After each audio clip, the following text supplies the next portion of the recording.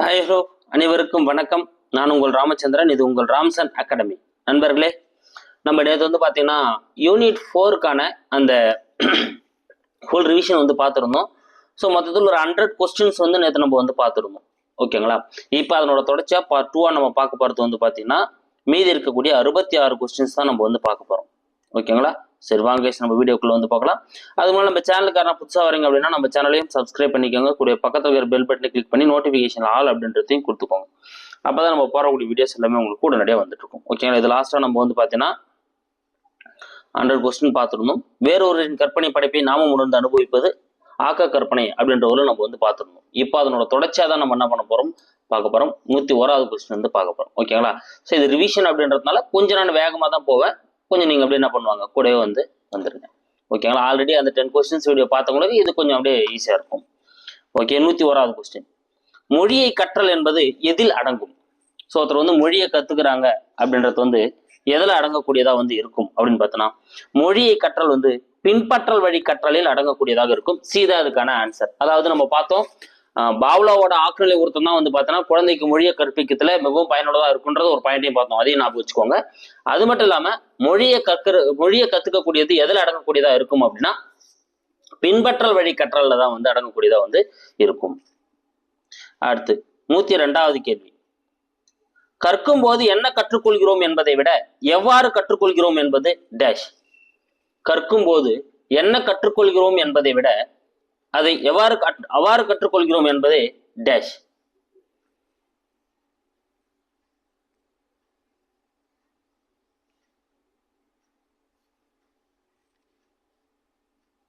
Super. முறையான கட்டுப்பாட்டு கொள்கை. சி தாங்க இதுக்கான ஆன்சர். இதான் வந்து முறையான கட்டுப்பாட்டு கொள்கை அப்படின்னு சொல்லுவாங்க. ஸோ நீ கற்கும் போது என்ன கத்துக்கிற அப்படின்றத விட எவ்வாறு அதை கத்துக்கிற அப்படின்றத வந்து முறையான கட்டுப்பாட்டு கொள்கை அப்படின்னு வந்து என்ன பண்ணப்படுது, அழைக்கப்படுது. அடுத்து, மன கட்டுப்பாட்டு கொள்கை யாரால் உருவாக்கப்பட்டது? மன கட்டுப்பாட்டு கொள்கையானது யாரால் உருவாக்கப்பட்டது?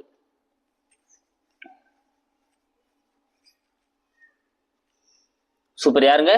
William James. வில்லியம் ஜேம்ஸ் அப்படின்றவர் தான் வந்து பாத்தீங்கன்னா மன கட்டுப்பாட்டு கொள்கை அப்படின்ற கொள்கையை வந்து என்ன பண்ணிருப்பாரு, உருவாக்கி இருப்பாரு. பட் டி தான் இதுக்கான ஆன்சர். மன கட்டுப்பாட்டு கொள்கை வில்லியம் ஜேம்ஸ்.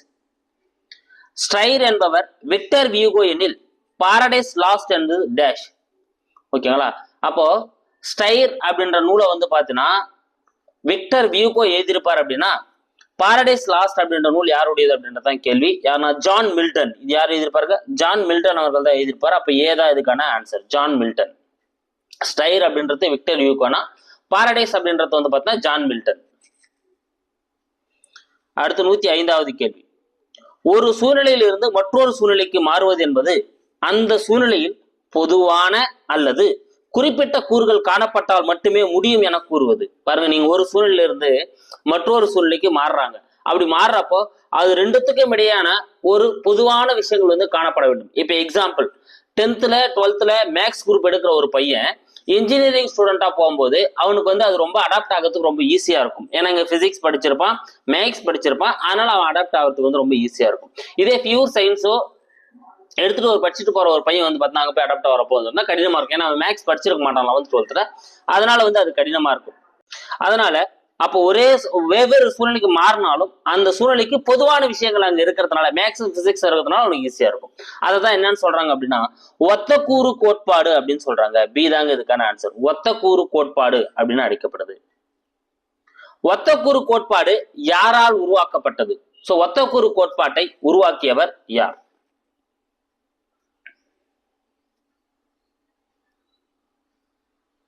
சூப்பர். ஒத்தக்கூறு கோட்பாடு யாரால் உருவாக்கப்படுது அப்படின்னா தாண்டைக் மற்றும் உட்வர்த். யாருங்க?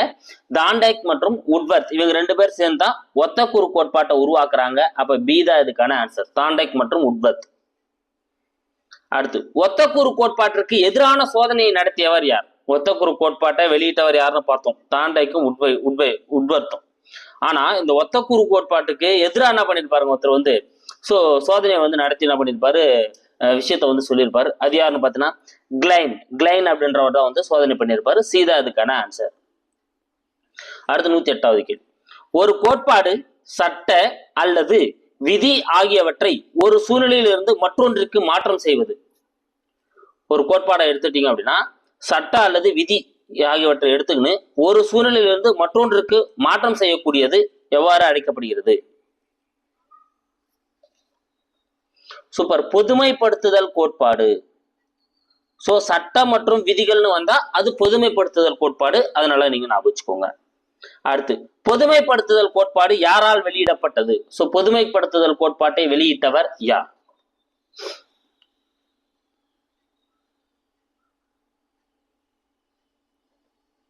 சூப்பர். CH Z. யாருங்க? CH ஜட் அப்படின்றவர் தான் வந்து பொதுமைப்படுத்துதல் கோட்பாட்டை வெளியிட்டிருப்பாரு. அதாவது சட்டம் விதி ஆகியவற்றை வந்து ஒரு சூழ்நிலை நீங்க இன்னொரு சூழ்நிலைக்கு மாத்தினீங்கன்னா அதுதான் பொதுமைப்படுத்துதல் கோட்பாடு. இதனால நீ ஜட் அப்படின்றவர் தான் வந்து இதை வெளியிடுறாரு. அடுத்து தொடர்பு மாற்ற கோட்பாடு யாரால் கொண்டு வரப்பட்டது? தொடர்பு மாற்ற கோட்பாட்டை கொண்டு வந்தவர் யார்?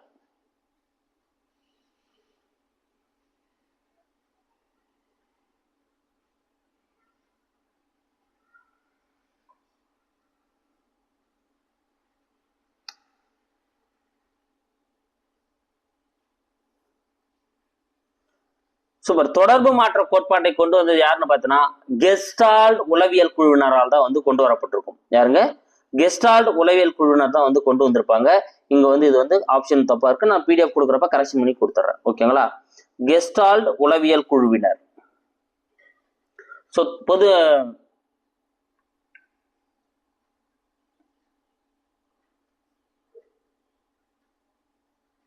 சரி தொடர்பு மாற்ற கோட்பாடு மாத்தி சொல்லிட்டேன். தொடர்பு மாற்ற கோட்பாடு வந்து பார்த்தோன்னா யாருன்னா கெஸ்டால்ட் உளவியல் குழுவினர். ஓகேங்களா? ஸோ அப்போ பொதுமைப்படுத்துதல் கோட்பாடுன்னா ஜட் அவர்கள் சொல்லியிருப்பாரு. தொடர்பு மாற்ற கோட்பாடு அப்படின்றது வந்து பார்த்தோன்னா கெஸ்டால்டை சார்ந்த அந்த உளவியல் குழுவினர்கள். ஓகேங்களா? அடுத்து ஒரு நிலையில் காணப்படும் பண்புகளை வேறொரு நிலைமைக்கு மாற்றுதல் பயிற்சி மாற்றத்தின் அடிப்படை என கூறுவது. ஓகேங்க. ஒரு நிலையில இருக்கக்கூடிய பண்புகளை நம்ம என்ன பண்ண போறோம்? வேறொரு நிலைமைக்கு மாற்றத்தை வந்து ஒரு பயிற்சி மாற்றத்தின் அடிப்படை தான் அப்படின்னு சொல்லிட்டு கூறும் கோட்பாடு எது?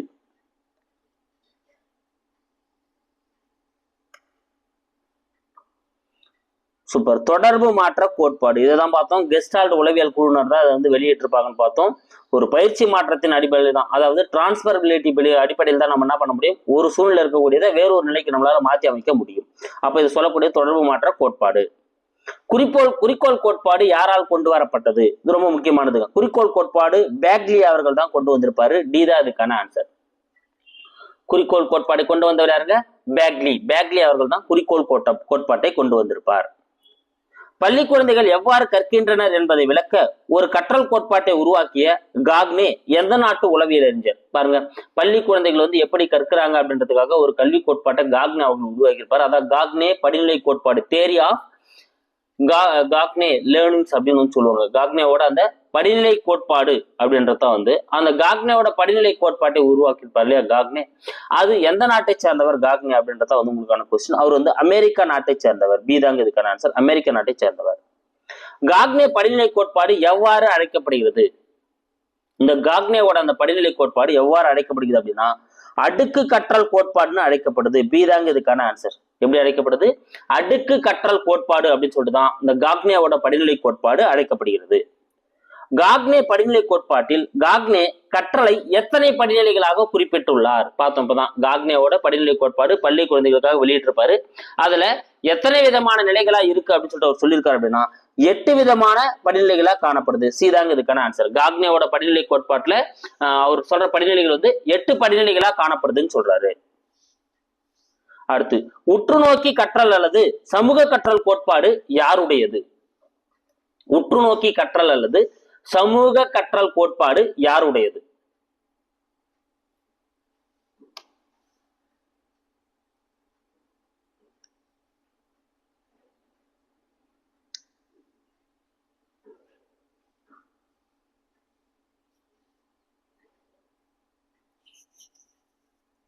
சூப்பர். யாருங்க? பாண்டுரா அப்படின்றவர் தான் வந்து பாத்தீங்கன்னா உற்றுநோக்கி கற்றல் அல்லது சமூக கற்றல் கோட்பாட்டை வெளியிட்டிருப்பாரு. அப்ப சீதா இதுக்கான ஆன்சர் பாண்டுரா. அடுத்து 117வது கேள்வி, பாண்டுராவின் உற்றுநோக்கி கற்றல் 4 படிநிலைகளில் பொருந்தாதது எது? இப்பதான் பார்த்தோம், உற்றுநோக்கி கற்றல் அல்லது சமூக கற்றல் கோட்பாட்டை வெளியிட்டவர் வந்து பாண்டுரா. அதுல 4 நிலைகள்ல வந்து அவர் குறிப்பிட்டிருக்காரு. ஒண்ணு கவனம் ஈர்த்தல், அப்புறம் தக்க வைத்தல், அப்புறம் உருவாக்கும் முறை, லாஸ்டா ஆர்வமூட்டல் முறைன்னு வரணும். ஸோ மனப்பான்மை வரக்கூடாது. ஓகேங்களா? அப்போ இங்க டி தான் தவறா இருக்கு. இங்க ஆர்வமூட்டல் முறைன்னு வந்திருக்கணும்.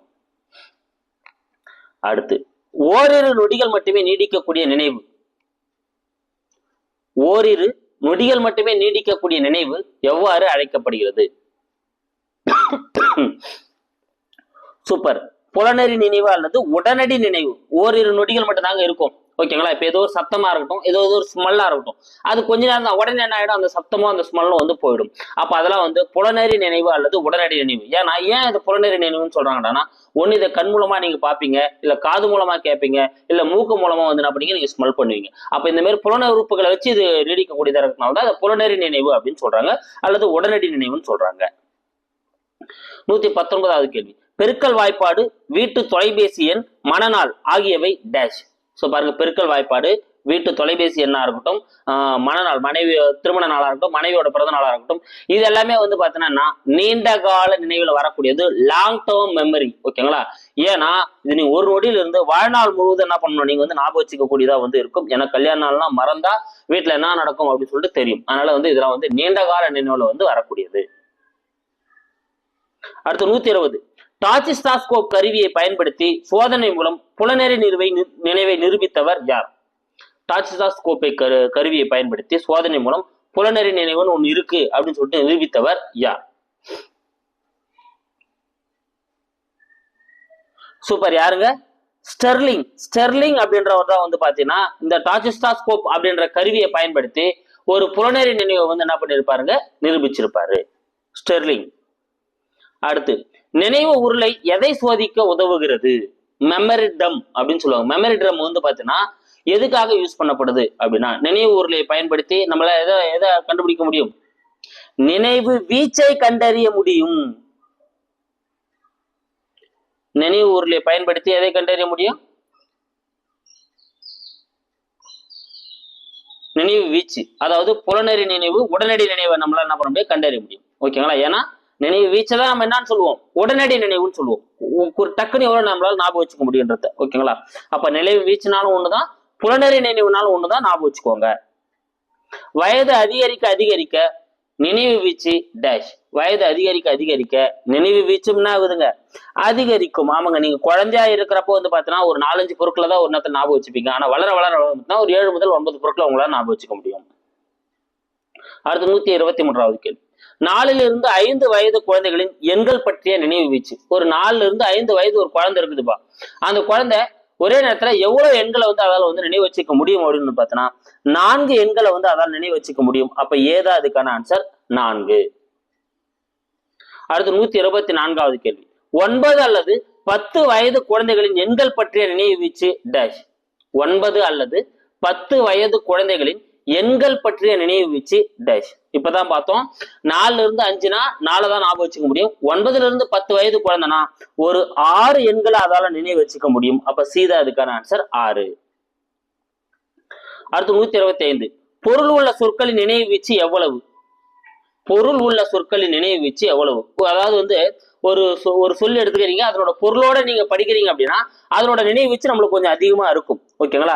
இப்ப எக்ஸாம்பிள் வந்து பாத்தீங்கன்னா ஆழின்னு ஒரு சொல் எடுக்கிறீங்க, அது கடல்னு ஒரு பொருள் இருக்கு அப்படின்னு நீங்க ஞாபகம் வச்சீங்கன்னா அது உங்களுக்கு வந்து என்ன பண்ணணும், ஞாபகம் அதிகமா இருக்கும். அப்ப நீங்க பொருளோட படிச்சீங்க அப்படின்னா அதனோட நினைவு வச்சு வந்து பாத்தீங்கன்னா 8. அப்ப 8 சொல்ல நீங்க ஈஸியா வந்து ஞாபகம் வச்சுக்க முடியும். அடுத்து, உட்வர்த்தின் நினைவின் 4 படிநிலைகளில் பொருந்தாதது எது? இதே நீங்க பொருள் இல்லாம படிச்சீங்கன்னா ஒரு 6 தான் ஞாபகம் வச்சுக்க முடியும். அந்த சொல்லோட பொருளோட படிச்சீங்கன்னா உங்களால என்ன பண்ண முடியும், 8 வரை ஞாபகம் வச்சுக்க முடியும். உட்வர்த் நினைவின் 4 படிநிலைகளில் பொருந்தாது எது? ஸோ உட்வர்த் என்ன பண்ணிருப்பாருங்க, நினைவு வந்து ஒரு 4 படிநிலைகளா வந்து வகுத்திருப்பார். ஓகேங்களா? அப்ப அந்த உட்வர்த்துக்குரிய அந்த 4 படிநிலைகள்ல பொருந்தாது. அவர் என்ன சொல்லியிருப்பார், ஃபர்ஸ்ட் லேர்னிங் கற்றல், அப்புறம் ரிட்டென்ஷன் அதாவது வந்து பார்த்தீங்கன்னா மனத்துல வச்சிருக்கிறது, அப்புறம் ரீகால் அதை மீண்டும் கொண்டு வந்து இது பண்றது, லாஸ்டா வந்து அதாவது மீட்டு கொணர்தல். அப்ப இங்க நினைவு மேம்பாடு வந்து வரக்கூடாது, இங்க என்ன வந்திருக்கணும், மீண்டும் கொணர்தல் ரீகால் வந்திருக்கணும். ஓகேங்களா? அப்ப கற்றல், மனத்திருத்தல், மீண்டும் கொணர்தல், மீட்டறிதல், இது 4 தான் வந்து வரணும். அப்ப சீதா அங்க தவறா இருக்கு, சீதா அதுக்கான ஆன்சர். அடுத்து சரியான விடையை தேர்ந்தெடுத்து எழுதுதல் டேஷ் வகையை சார்ந்ததாகும். ஸோ சரியான விடையை தேர்ந்தெடுத்து சூஸ் த பெஸ்ட் ஆன்சர் நம்ம எக்ஸாம்ல எழுதுறோம் இல்லைங்களா, அது இந்த உட்வர்த்து குறிப்பிடக்கூடிய எந்த 4 வகையில வரும். இப்பதான் பார்த்தோம் உட்வர்த் வந்து நினைவை 4 வகையா பிரிக்கிறாரு. முதல்ல கற்கணும், அப்புறம் மனத்துல வச்சிருக்கணும், அப்புறம் மீண்டும் கொண்டு வரணும், அப்புறம் மீட்டறியணும். இந்த 4 ஸ்டெப் சொல்றாரு. அப்ப நம்ம சரியான விடையை தேர்ந்தெடுத்து எழுதுறது இதுல எதுல வரும் அப்படின்னு பாத்தீங்கன்னா மீட்டறிதலில் வரக்கூடியது. ஓகேங்களா, லாஸ்ட் ஆப்ஷன் இருக்கக்கூடிய மீட்டறிதல். ஏன்னா நம்ம ஏற்கனவே படிச்சதை இப்ப நம்ம கண் முன்னால் எடுத்துட்டு வந்து அதுக்கான ஆன்சரை கண்டுபிடிப்போம். அதனால அது மீட்டறிதலில் வர வேண்டும். அடுத்து 128வது கேள்வி பாருங்க. மாணவர்கள் மனப்பாடம் செய்வதற்கும் மீட்டு கொணர்வதற்கும் பயிற்சி பெறுவதற்கும் கற்றல் முடிந்த எவ்வளவு நேரம் சரியானதாகும். ஒரு கிளாஸ்ல ஒரு கிளாஸ் எடுத்து முடிச்சுட்டாரு ஒரு டீச்சர். மாணவன் வந்து அங்க கற்றதை அவன் பயிற்சி பெற்றதை திருப்பி வந்து அவன் என்ன பண்ணணும், மீண்டும் கொண்டு வந்து அவன் யோசித்து பார்க்கணும் அப்படின்னா அதுக்கு எவ்வளவு நேரம் சரியா இருக்கும் அப்படின்னு பார்த்தீங்கன்னா 1 மணி நேரம் வரலும் அதுக்கு கரெக்டா இருக்குங்க. 1 மணி நேரத்தை கடக்க கொஞ்சம் கொஞ்சமா மறக்க ஆரம்பிச்சிருவாங்க. அதனால 1 மணி நேரத்துல அவங்களால மீட்டு கொணர முடியும். அடுத்து 129வது கேள்வி. பெரிய பாடப்பகுதிகளை மனப்பாடம் செய்ய சிறந்த முறை டேஷ். ஒரு பெரிய பாடப்பகுதி இருக்கு, ஒரு எஸ்ஏ இருக்கு, இல்ல ஒரு மனப்பாட பகுதி இருக்கு, நீங்க ஒரு கட்டுரை இருக்கு, ஒரு 2 பக்கம் நீங்க வந்து மனப்பாடம் பண்றீங்க அப்படின்னா அந்த மாதிரி பெரிய பாடப்பகுதிகளை வந்து நீங்க மனப்பாடம் பண்றதுக்கு எது வந்து சரியானதா இருக்கும் அப்படின்னு பார்த்தோன்னா இணைந்த முற்போக்கு பகுதி முறை, அதாவது ப்ராக்ரெசிவ் பார்ட் மெத்தட் அப்படின்னு சொல்லுவாங்க. என்னதுங்க, இணைந்த முற்போக்கு பகுதி முறை. இந்த மெத்தட் மூலமா தான் பெரிய பெரிய பகுதிகளை நம்மளால என்ன பண்ண முடியும், ஈஸியா வந்து மனப்பாடம் செய்ய முடியும். அப்ப பி தான் இதுக்கான ஆன்சர். அடுத்து 130வது கேள்வி. சின்ன சின்ன விஷயங்களை மறக்க முடியாமல் அவதிப்படும் மறதி நோய் எது? ஸோ சின்ன சின்ன விஷயங்களை கூட மறக்கவே முடியாதுங்க, மறக்கவே முடியாம அவதிப்படக்கூடிய ஒரு மறதி நோய் தான் வந்து பார்த்தீங்கன்னா அல்சீமர் நோய் அப்படின்னு சொல்லுவாங்க. ஓகேங்களா, அப்ப சின்ன சின்ன விஷயங்களை கூட மறக்க முடியாமல் அவதிப்படுகின்ற ஒரு நோய் தான் வந்து பார்த்தீங்கன்னா அல்சீமர் நோய். 131வது கேள்வி. மனித மூளையில் உள்ள நினைவலைகளில் ஏற்படும் நினைவாற்றல் குறைபாடு. ஸோ மனிதனோட மூளையில ஏதோ ஒரு காரணத்தால அங்க நினைவலைகள்ல அந்த நினைவாற்றல் குறைபாடு ஏற்பட்டுரும். அப்படி மூளையிலேயே ஏற்படக்கூடிய அந்த நினைவாற்றல் குறைபாடு எவ்வாறு அழைக்கப்படுகிறது அப்படின்னா அம்னீசியா. ஓகேங்களா, அப்போ நல்லா ஞாபகம் வச்சுக்கோங்க, மறக்க முடியாத நோய் தான் அல்சீமர். மனித மூளையில நினைவாற்றல் குறைபாடு ஏற்பட்டா அதை நம்ம என்ன சொல்றோம், அம்னீசியா அப்படின்னு சொல்றோம். 132வது கேள்வி. டேஷ் என்பது ஒரு வார்த்தை தழுவல் குறைபாடு ஆகும். சோ வார்த்தை தழுவல் குறைபாடு.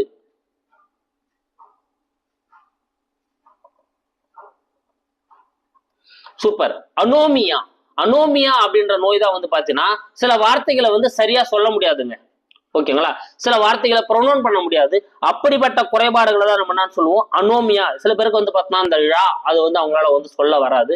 சில பேர் சில வார்த்தைகள் வந்து சொல்றதுக்கு தடுமாறுவாங்க. அப்படிப்பட்ட நோய்களை தான் வந்து அனோமியா அப்படின்னு சொல்லுவாங்க. அடுத்து 133வது கேள்வி. மனித மூளையின் வேதியியல் கோளாறுகளால் மனச்சிதைவு ஏற்பட்டு தோன்றும் மறதி நோய். இங்க பாருங்க, இது முன்னால அம்னிஷியான்னு ஒண்ணு பார்த்தோம், நல்லா ஞாபகம் வச்சுக்கோங்க. மனித மூளையில இருக்கக்கூடிய நினைவலைகளில் குறைபாடு ஏற்பட்டா அதனால ஏற்படக்கூடிய நோய் தான் அம்னீசியா. இதே மனித மூளையில ஒரு வேதியியல், ஒரு கெமிக்கல்ஸ், ஹார்மோன்ஸ் இந்த பிரச்சனையால ஒரு மனச்சிதைவு ஏற்பட்டு அதனால நம்மளுக்கு மறதி ஏற்பட்டா அந்த நோய்க்கு பேர் என்ன சொல்றாங்க அப்படின்னா ஹைப்பர்திமிசியா. என்னதுங்க, ஹைப்பர்திமிசியா அப்படின்னு அழைக்கப்படுது. அப்ப டி தான் இதுக்கான ஆன்சர், ஹைப்பர்திமிசியா. அடுத்து 134வது கேள்வி. நான் மறந்து விட்டேன், இதன் பொருள் நான் படித்ததை நினைவு கூறுதலில் தோல்வி அடைந்து விட்டேன் என கூறியவர். சோ நான் மறந்துட்டேன் அப்படின்னு சொல்லக்கூடாதுங்க. ஆனா அதுக்கு அர்த்தம் என்னது, நான் படிச்சதை மறுபடியும் நினைவு கூற பார்த்தேன், ஆனா அதுல தோல்வி அடைஞ்சிட்டேன், என்னால முழுசா நினைவு கூற முடியல, ஏன்னா என்ன ஆயிடுச்சு, அது மண்ணோட மண்ணா போயிடுச்சு அப்படின்னு ஞாபகம் வச்சுக்கோங்க. அப்ப அதை சொன்னவர் யாருங்க, மண் அப்படின்றவர் தான் அதை சொல்றாரு. சோ பி தான் இதுக்கான ஆன்சர். அடுத்து 135வது கேள்வி பாருங்க. மறதி என்பது நினைவிருத்தலில் அல்லது நினைவுக்கு அழைத்தலில் ஏற்படும் தோல்வி. இந்த வேர்டு ரொம்ப நல்லா இருக்கும், நினைவுக்கு அழைத்தல். அப்ப நீங்க ஏற்கனவே படிச்சத மனசுல வச்சிருக்கீங்க, அதை நினைவுக்கு இப்ப அழைக்கிறீங்க, வாடா தம்பி நினைவுக்கு அழைக்கிறீங்க. அப்படி அந்த நினைவுக்கு அழைக்கிறப்ப ஏற்படக்கூடிய அந்த தோல்விதான் நான் மறதி அப்படின்னு சொல்றேன்னு சொல்லிட்டு கூறியவர் யார்? சூப்பர், யாருங்க, நார்மன். சி தாங்க இதுக்கான ஆன்சர். நல்லா மேல பாருங்க, நினைவு கூறுதலில் தோல்வி அடைந்தேன், இங்கேயும் தோல்வின்ற வேர்டு வந்திருக்கும், அங்க தோல்வி அடைந்தேன்னா மண். ஆனா இங்க என்ன சொல்றாரு, நினைவுக்கு அழைக்கிறதுல தோல்வி ஏற்பட்டேன். சோ நினைவுக்கு நான் வாடான்னு பத்திரிக்கை வச்சு அழைச்சேன், ஆனா என் மனசுல இருந்து அது வரல, என் மூளையில இருந்து அது வரல அப்படின்னு சொல்றாரு இல்லையா, அதான் நார்மல். 136வது கேள்வி. முன்பு கற்ற பாடம் அல்லது ஒரு செயலானது புதிதாக கற்றுக்கொண்ட பாடம் அல்லது செயலை நினைவு கூற தடையாக அமைவது. நீங்க ஏதோ ஒரு விஷயத்த முன்ன படிச்சுட்டீங்க, முன்ன கத்துக்குனீங்க, அந்த விஷயத்தை இப்ப நீங்க கொண்டு வரப்போ வந்து பாத்தீங்கன்னா அது இப்ப இருக்கக்கூடிய விஷயத்துக்கு என்ன ஆகுதுங்க, தடையா அமையுது. சோ இப்ப இருக்கக்கூடிய விஷயத்துக்கு தடையா அமையறதால முன்னோக்கி வந்து தடையை கொடுக்கறதுனால இது பேர் என்ன சொல்லுவோம் நம்ம, முன்னோக்க தடை. ஓகேங்களா, இதுக்கு பேர் நம்ம என்ன சொல்லுவோங்க, முன்னோக்க தடை அப்படின்னு தான் நம்ம வந்து இதை வந்து சொல்லுவோம். ஓகேங்களா, உங்களுக்கு புரியுதா? நீங்க ஏற்கனவே கத்துக்கிற விஷயம் இப்ப கத்துக்கிற விஷயத்துக்கு வந்து ஒரு தடையை ஏற்படுத்தும். ஓகேங்களா, இப்ப ஏற்கனவே நீங்க லாங்குவேஜ் உங்களோட தாய்மொழியை கத்துக்கிட்டு இருப்பீங்க, இப்ப நீங்க ஒரு புது லாங்குவேஜை கத்துக்கிறப்போ அந்த தாய்மொழியோட இது வந்து உங்களை வந்து டிஸ்டர்ப் பண்ணும். ஓகேங்களா, அப்போ இப்ப இருக்கிற விஷயத்துக்கு முன்னோக்கி வந்து இது தடையை ஏற்படுத்துறதுனால இது முன்னோக்கு தடை. அடுத்த கொஸ்டின் பார்க்கலாம் பாருங்க. முன்னோக்கு தடையை விவரித்தவர்கள். ஓகேங்களா, ப்ரோ ஆக்டிவ் இனிபிஷன் அப்படின்னு சொல்லுவாங்க. இதை யாரு விவரித்தாங்க அப்படின்னா ஆசுபெல் மற்றும் அண்டர்வுட். யாருங்க, ஆசுபெல் மற்றும் அண்டர்வுட் அப்படின்றவங்களால தான் வந்து இது விவரிக்கப்படுது. முன்னோக்க தடையை விவரித்தவர்கள் ஆசுபெல் மற்றும் அண்டர்வுட். அடுத்து 138வது கேள்வி. புதிதாக கற்றுக்கொள்ளும் ஒரு பாடம் அல்லது செயல் முன்பு கற்ற பாடம் அல்லது செயலை நினைவு கூற தடையாக இருப்பது. இங்க பாருங்க, இந்த வேர்டு ரொம்ப முக்கியம். முன்பு கற்ற பாடம், இப்ப நீங்க கத்துக்கிற விஷயம் முன்ன கத்துக்கிற விஷயத்த ஒரு தடையை ஏற்படுத்தும். அப்படி முன்ன கத்துக்கிற விஷயத்துக்கு ஒரு தடையை ஏற்படுத்தினா அதை தான் என்னன்னு சொல்றாங்கன்னா பின்னோக்க தடை. ஏன்னா பின்னால போய் தடையை ஏற்படுத்துது. ஏற்கனவே பாஸ்ட்ல படிச்ச விஷயத்துக்கு தடையை ஏற்படுத்துறதுனால அது பின்னோக்க தடைன்னு சொல்லுவாங்க. அந்த பின்னோக்க தடையை யார் விவரிக்கிறாங்க அப்படின்னா முல்லர் மற்றும் பில்சக்கர். ஆல்ரெடி இதெல்லாம் எக்ஸாம்ல கேட்டிருக்காங்க. இந்த முன்னோக்க தடை பின்னோக்க தடை யார் விவரிச்சாங்கன்றத கேட்டிருக்காங்க. முல்லர் மற்றும் பில்சக்கர் இவங்க தான் வந்து இதை விவரிக்கிறாங்க. அடுத்து 140வது கேள்வி. வதந்திகள் பரவுவது எந்த கோட்பாட்டின் அடிப்படையில் அடங்கும்? வதந்திகள் பரப்புவது, சோ ரூமர்ஸ் வந்து பரவுது பாருங்க. அந்த ரூமர்ஸ் பரவுறதுல வந்து பாத்தீங்கன்னா எந்த கோட்பாட்டின் அடிப்படையில் அடங்கக்கூடியதா இருக்கும் அப்படின்னா டிராஸ் சேஞ்ச் தியரி அப்படின்னு சொல்லுவாங்க. அதாவது படிம மாற்ற கோட்பாடு. இந்த படிம மாற்ற கோட்பாட்டின் அடிப்படையில் தான் என்ன பண்ணுதுன்னா இந்த வதந்திகள் வந்து ஒரு இடத்துல இருந்து ஒரு இடத்துக்கு பரவக்கூடியதா வந்து இருக்கும். அப்ப பி தான் இதுக்கான ஆன்சர், படிம மாற்ற கோட்பாடு, டிராஸ் சேஞ்ச் தியரி. அடுத்து 141வது கேள்வி. ஒரு குழுவாக பூனையின் படத்திலே வரைதலை கொண்டு படிம மாற்ற கோட்பாட்டை சோதனை செய்தவர் யார்? ஒரு குழுவா என்ன பண்ணாங்க, பூனை படத்தை முதல்ல அவங்க கிட்ட காட்டிடுவாங்க, அப்புறம் மறைச்சிடுவாங்க. அதை வச்சு அவங்க என்ன பண்ணுவாங்க, வரைவாங்க. அது மூலமா வந்து அந்த படிம மாற்ற கோட்பாட்டை வந்து விவரித்தவர் யாருன்னா பார்க்லெட். இப்ப புரியும் உங்களுக்கு. ஓகேங்களா, அப்ப இந்த வதந்திகள்லாம் எப்படி பரவுதுன்னு ஒருத்தன் என்ன பண்ணுவான், சின்ன பாம்பு ஒண்ணு பார்த்திருப்பான் ரோட்ல, அவன் போய் இன்னொருத்தங்கிட்ட சொல்லுவான், எப்பா என் தொட பொரிச்சுவா பாம்பு அப்படின்னு. அவன் போய் இன்னொருத்தங்கிட்ட சொல்றப்ப அப்படியே ஒரு ஆளை முழுங்குற அளவுக்கு பெருசா இருந்துச்சுன்னா இன்னொருத்தங்கிட்ட சொல்லுவான். அப்போ இந்த எப்படி இந்த பூனை படத்தை பார்த்துட்டு மறைச்சதுக்கு அப்புறம் அவங்களா ஒரு கிரியேட் பண்ணி வரைகிறாங்களோ அதே போல அவங்களே அந்த கதையை கிரியேட் பண்ணி சொல்லிட்டே போவாங்க. அதனாலதான் அது படிம கோட்பாட்டின் அடிப்படையில் செயல்படக்கூடியதா வதந்திகளை சொல்றாங்க. ஓகேங்களா, அதை ஆராய்ச்சி பண்ணவர் யாருன்னா பார்க்லெட் அப்படின்றவர் தான் வந்து அந்த படிம மாற்ற கோட்பாட்டை வந்து பூனையை வச்சு ஆராய்ச்சி பண்றாரு. அடுத்து 142வது கேள்வி.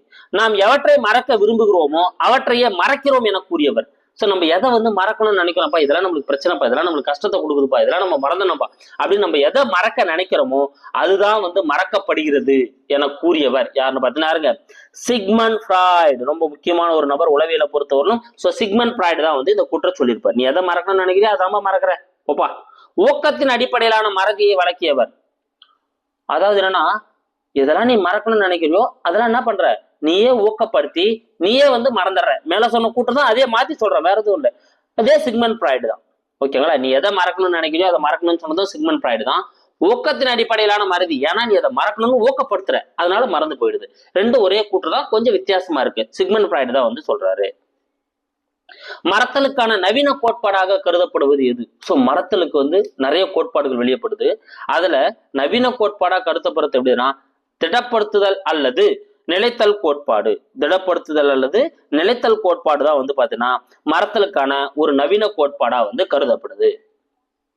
திடப்படுத்துதல் அல்லது நிலைத்தல் கோட்பாட்டிற்கு வலு சேர்க்கக்கூடியது சூப்பர் பின்னோக்க தடை.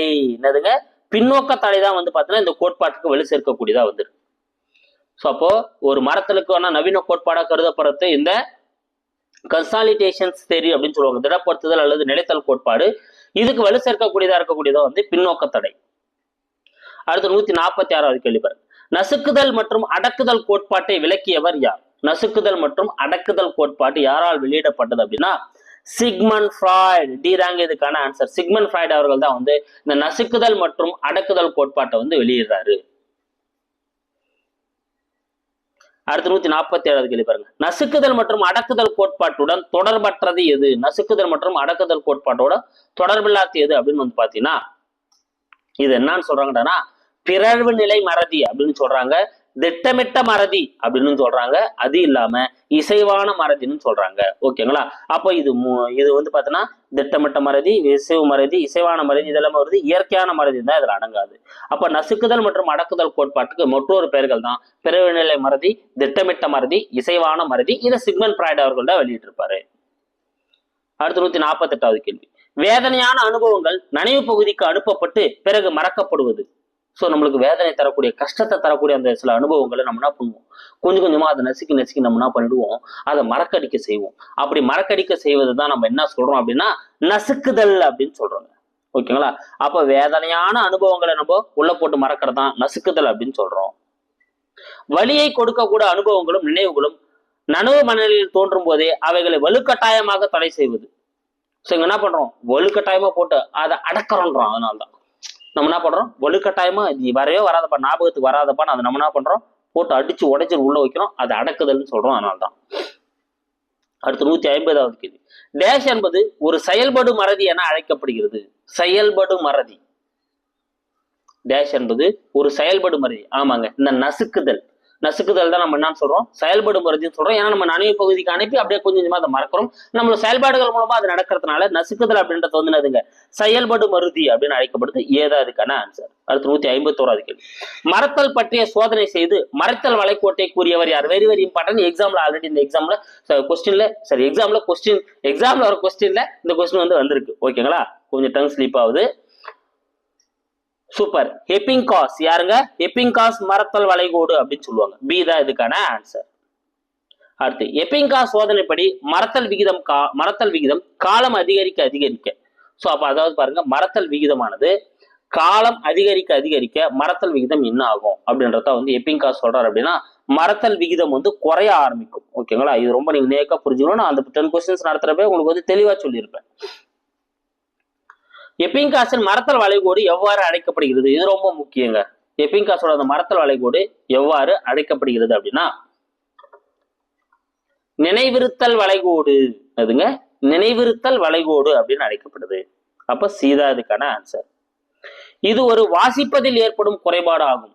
ஸோ வாசிக்கிறதுல ஏற்படக்கூடிய அந்த குறைபாடை நம்ம எப்படி நான் சொல்றோம் அப்படின்னா டிஸ்லெக்சியா அப்படின்னு சொல்றாங்க. அது பையனால வாசிக்க முடியல அப்படின்னா அதுல ஏற்படக்கூடிய அந்த குறைபாட்டு நோய் தான் நம்ம என்ன சொல்லுவோம், டிஸ்லெக்சியா அப்படின்னு சொல்லுவோம். வாசிப்பதில் ஏற்படக்கூடிய குறைபாட்டு நோய் டிஸ்லெக்சியா. டிஸ்லெக்சியாவுடன் தொடர்பற்றது எது? ஸோ டிஸ்லெக்சியானா வாசிப்பு குறைபாட்டு நோயின்னு பார்த்தோம். இது சொற்களுக்கான குருட்டு நிலைமை. ஆமாங்க, இதுக்கு இன்னொரு பேர் இருக்குங்க. டிஸ்லெக்சியாவோட இன்னொரு பேரு சொற்களுக்கான குருட்டு நிலைமைன்னு அழைக்கிறாங்க. இது டிஸ்னா வந்து இதுல கடினம், லெக்சியானா சொற்கள் சம்பந்தப்பட்ட மொழி அப்படின்றதான் வந்து பொருள். இது ஒரு கிரேக்க சொல்ல இருந்து வந்தக்கூடியது. இதுவும் கரெக்ட் தான்.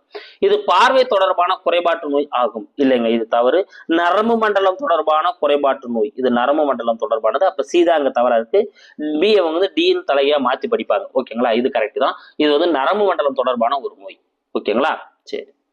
அடுத்து எடிசன், ஐன்ஸ்டீன் போன்றோர் இக்குறைபாட்டால் பாதிக்கப்பட்டனர். ஸோ டிஸ்லெக்சியாவில் தான் வந்து எடிசனும் ஐன்ஸ்டீனும் வந்து பாதிக்கப்பட்டிருந்தாங்க. எடிசன் மற்றும் ஐன்ஸ்டீன். டிஸ்கிரிபியா என்பது டேஷ். டிஸ்கிரிபியா அப்படின்னா உங்களுக்கு தெரியும், டிஸ்கிரைப் பண்ணி எழுதுபாடு தான் நம்ம சொல்லுவோம். அப்போ எழுதுவதில் ஏற்படக்கூடிய குறைபாடு தான் வந்து டிஸ்கிரைப். ஏன்னா அவங்களால டிஸ்கிரைப் பண்ணி எழுத முடியாது. டிஸ்கிரைபியா. கணக்கீடு செய்வதில் காணப்படும் குறைபாடு. ஸோ ஒரு மாணவன் வந்து கணக்கு செய்யறான், அதனால அவன் சரியா கால்குலேட் பண்ண முடியல அப்படின்னா டிஸ்கால்குலியா. இங்க வந்துச்சு பாருங்க, கால்குலேஷன் மாதிரி வந்துடும். டிஸ்கால்குலியா. அடுத்து 159வது கேள்வி. குழந்தைகள் தமது மனதிற்குள் கற்பனை உலகை உருவாக்கி வெளி உலகின் உண்மை நிலைகளை முழுமையாக புறக்கணித்து வாடும் நிலை. அவங்களுக்குள்ள ஒரு கற்பனை நிலையை உருவாக்கி இருப்பாங்க. ஒரு கற்பனையான நிலையை உருவாக்கி வெளி உலக பத்தி அவங்க யோசிக்காம வாழ்ந்துட்டு இருப்பாங்க. அப்படி இருக்கக்கூடிய நிலையை தான் நம்ம என்னன்னு சொல்றாங்க, ஆட்டிசம் குறைபாடு அப்படின்னு நம்ம வந்து சொல்லுவோம். டி தான் அதுக்கான ஆன்சர். ஆட்டிசம் குறைபாடு. தற்புனைதல் ஆழ்வு நிலை என அழைக்கப்படுவது எது? தற்புனைதல் ஆழ்வு நிலை இதுதான். நான் ஏற்க சொன்னதான். அவங்களுக்குள்ள ஒரு இதுவை புனைஞ்சுக்கிட்டு அதுலயே ஆழ்ந்து ஊறிடுவாங்க. வெளி உலகத்தை பத்தி யோசிக்க மாட்டாங்க. அதுதான் ஆட்டிசம். அப்போ தற்புனைதல் ஆய்வு நிலைன்னு சொல்லக்கூடிய நோய் வந்து பாத்தீங்கன்னா எதுங்க, இந்த ஆட்டிசம் நோய் தான்.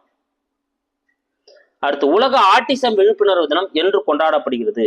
சூப்பர். ஏப்ரல் 2ஆம் தேதி ஏதாங்க இதுக்கான answer. World autism awareness day April 2 அன்னைக்கு தான் வந்து என்ன பண்றாங்க, செலிப்ரேட் பண்றாங்க. பொதுவாக ஆட்டிசம் குறைபாட்டால் அதிகம் பாதிக்கப்படும் குழந்தைகள். ஸோ ஆட்டிசம் குறைபாட்டால ஆண் குழந்தை பெண் குழந்தைல எந்த குழந்தை அதிகமா பாதிக்கப்படுதுன்னா ஆட்டிசம் குறைபாட்டால பொதுவாக ஆண் குழந்தைகள் தான் அதிகமான அளவு என்ன பண்ணப்படுறாங்க, பாதிக்கப்படுறாங்க. குழந்தை பருவ ஆட்டிசம் என்ற சொல் முதலில் பயன்படுத்தியவர், குழந்தை பருவ ஆட்டிசம் அப்படின்ற வேர்டை முதல்ல யார் வந்து பயன்படுத்துறாரு அப்படின்னா லியோ கேனர். யாருங்க? லியோ கேனர் அப்படின்றவர் தான் வந்து இந்த வேர்டை வந்து முதல்ல பயன்படுத்துறாரு. அடுத்து 164வது கேள்வி. பருவ வயதில் வெளிப்படும் குறைபாடான அஸ்பெர்ஜர் சிண்ட்ரோம் யாரால் விவரிக்கப்பட்டது? சோ பருவ வயதுல ஒரு குறைபாடு ஏற்படுதுங்க, அது அஸ்பெர்ஜர் சிண்ட்ரோம் அப்படின்னு சொல்லுவாங்க. அதை பத்தி யார் முழுசா வந்து விவரிக்கிறாங்க? சூப்பர். அவர் பேரே வந்து பாத்தீங்கன்னா அஸ்பெர்ஜர் தான், அதனாலதான் இதுக்கு பேரு அஸ்பெர்ஜர் சிண்ட்ரோம் அப்படின்னு வச்சிருப்பாங்க. அப்ப ஆன்ஸ் அஸ்பெர்ஜர் தான் வந்து இதை விவரிச்சிருப்பாரு. அடுத்து 165வது கேள்வி. ரெட் சிண்ட்ரோமுடன் தொடர்பற்றது எது? ஸோ ரெட் சிண்ட்ரோம் அப்படின்ற ஒரு நோய்ங்க, ஓகேங்களா? இதுல எது தொடர்பு இல்லாம வந்து இருக்கு? சூப்பர். ரெட் சிண்ட்ரோம் அப்படின்றது பெண் குழந்தைகளுக்கு மட்டும் ஏற்படக்கூடிய ஒரு நோய், ஓகேங்களா? அப்போ ஏவே இங்க தவறா இருக்கு, மீதி எல்லாம் கரெக்ட் தான். கை கால்கள் முழுமையாக பயன்படுத்த முடியாது, தலை வளர்ச்சி ரொம்ப கம்மியா இருக்கும், முதல்ல இயற்கையாக காணப்பட்டாலும் கொஞ்சம் கொஞ்சமா அவங்களோட பேசும் திறனும் எல்லாத்தையும் வந்து இழக்க ஆரம்பிச்சிருவாங்க. இதுவும் கரெக்ட் தான். இது பெண் குழந்தைகளுக்கு மட்டுமே ஏற்படக்கூடியது ரெட் சிண்ட்ரோம். அப்ப ஏதா இதுக்கான answer. Child interrogative disorder, child interrogative disorder என அழைக்கப்படும் நோய் எது? சூப்பர். இப்ப நம்ம பார்த்த இந்த ரெட் சிண்ட்ரோம் தான் வந்து பாத்தீங்கன்னா சைல்டு இன்ட்ராகேட்டிவ் டிசார்டர் அப்படின்னு சொல்லிட்டு அழைக்கப்படுது, ஓகேங்களா? ஸோ கைஸ், வெற்றிகரமா உங்களுக்கு கற்றல் அப்படின்றது மிக முக்கியமான லெசன். இதுல ஒரு 166 கேள்விகள் உங்களுக்கு எடுத்து கொடுத்துருக்கேன், எல்லாமே இம்பார்ட்டன்ட் கொஸ்டின்ஸ். ஸோ இந்த வீடியோ நல்லா பார்த்துக்கோங்க. உங்களுக்கு PDF வந்து நான் கொடுத்துட்றேன், ஓகேங்களா? இதெல்லாம் நீங்க வந்து ஃபுல்லா ரிவிஷன் பண்ணிக்கோங்க, நீங்க வந்து பயன்படுத்திக்கோங்க, ஓகேங்களா? Thank you guys. அப்படியே நம்ம சேனலுக்கு புதுசாக வந்து நம்ம சேனலை சப்ஸ்கிரைப் பண்ணிக்கோங்க, கூட பக்கத்துல பெல் பட்டனை கிளிக் பண்ணி நோட்டிஃபிகேஷன் ஆல் அப்படின்றதையும் கொடுத்துக்கோங்க. அப்பதான் நம்ம போடுற வீடியோஸ் எல்லாமே உங்களுக்கு உடனடியாக வந்துடும். Thank you guys.